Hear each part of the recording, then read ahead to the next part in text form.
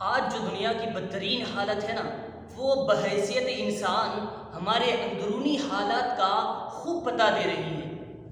ہم ساری دنیا کو نہیں بچا سکتے، یہ ایک بہت بڑی حقیقت ہے، بہت تلخ ہی صحیح، لیکن یہ ایک حقیقت ہے کہ ہم ساری دنیا کو نہیں بچا سکتے۔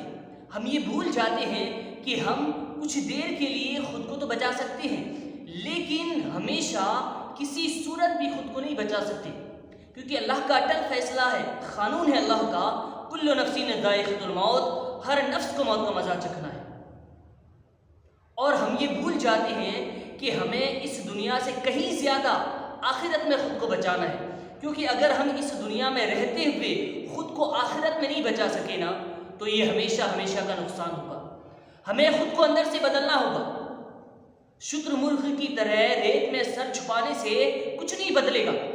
آج اکثر تعداد ان لوگوں کی ہے جو زندگی کو آج جیسے دیکھ رہے ہیں نا، کل بھی ویسے ہی دیکھیں گے، پرسوں اور ہمیشہ ویسے ہی دیکھیں گے، لیکن آپ ان میں سے نہیں ہیں۔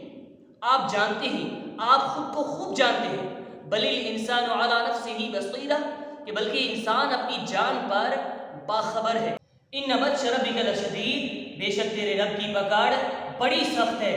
جب وہ رب پکڑے گا نا تو پھر آپ کو کوئی چھڑا نہیں سکتا، ساری دنیا کی طاقتیں مل کر بھی آپ کو اس رب کی پکڑ سے آزاد نہیں کرا سکتی۔